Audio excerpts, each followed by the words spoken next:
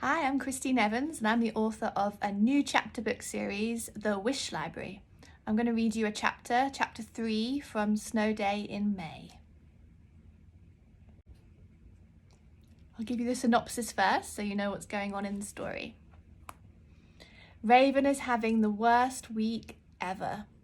Not only did her best friend move away, but now she has to present her Voices of History project alone in front of the whole class. Raven's luck changes when she stumbles upon a wishing well in the woods, which leads to a magical library.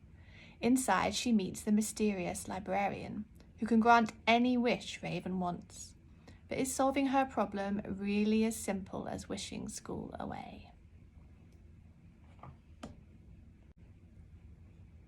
Raven tumbled through darkness, trying to grab something to break her fall, but the walls of the well were smooth. She was so terrified she couldn't even scream. Would she ever stop falling? At last, Raven landed, but only for a moment. As soon as she reached the bottom, she bounced straight back into the air, landed, bounced, and landed again. Finally, she came to rest. She tried moving. Legs, check. Arms, check. Raven rubbed her eyes and patted around until she found her glasses. Raven put them on, relieved they weren't broken. She had landed on some sort of trampoline.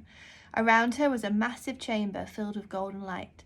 Surrounding her were tall shelves stacked with dusty bottles, flasks, test tubes, books, and boxes. "Where am I?" Raven said. She had been in the forest, throwing a coin in a strange well a few seconds ago. How had she ended up here?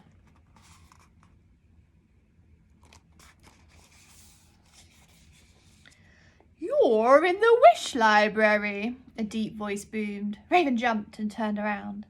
A tall woman gazed down at her. She was wearing a long, shimmering gown in all the colours of the rainbow. A velvet cloak floated out behind her. She stroked a green-bearded dragon perched on her shoulder.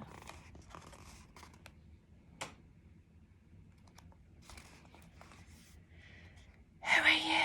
Raven whispered, her heart hammered. There had to be an explanation. It was impossible. She must have fallen over in the forest and bumped her head. This was all a dream. It was the only explanation.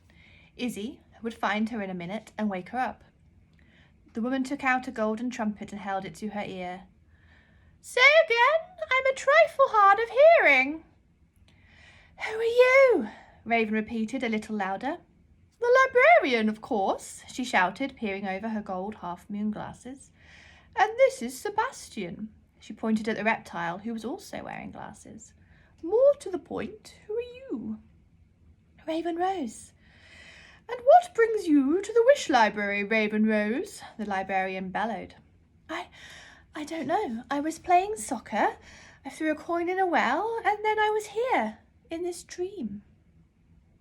"Ah, you found the wishing well entrance. It only calls to those who truly need a wish to come true. And for your information, young lady, this is not a dream." Raven gazed at the never-ending shelves with their strange contents. "So all these things are wishes?" she asked. "Yes, indeed. We have your basic superpowers over here. Flying, invisibility, super strength." The librarian waved at a shelf of bubbling test tubes. "Down there we have baby sisters, puppies, and dragons." This shelf contained bottles and jars filled with shimmering rainbow gases. "And this one is banishments and curses." Here padlocked chests vibrated and hummed as if they were alive. "You don't want to touch any of those," the librarian added, shuddering as if a slug had crawled along her spine.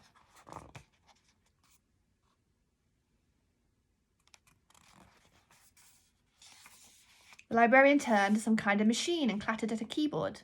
The machine looked like a computer, but it was impossibly old.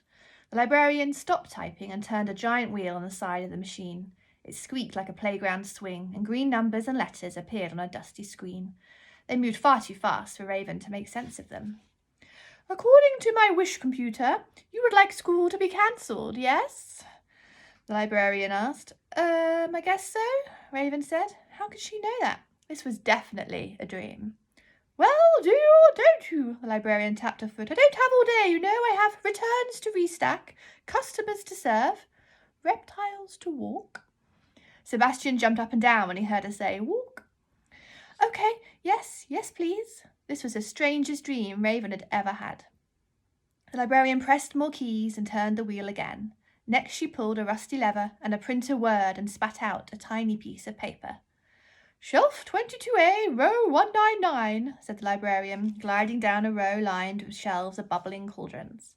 This way to the school-related wishes, one of our most popular sections. Raven followed, but she couldn't keep up with the librarian, who was wearing roller skates under her rainbow gown. The librarian whizzed around a wobbling stack of books. Raven ran to catch up, but the librarian had vanished. Raven stopped to catch her breath. None of this seemed right. She had to find a way to wake up from this dream. But when Raven slid to the ground and rested her head on her knees, she knew she was not dreaming at all. Tears streamed down her face and plopped onto the dusty floor. Real tears. Real librarian. Real lizard. Real library. Raven's tears fell faster. That's chapter 3 from The Wish Library, Snow Day in May, by me, Christine Evans, illustrated by Patrick Corrigan and published by Albert Whitman and Company.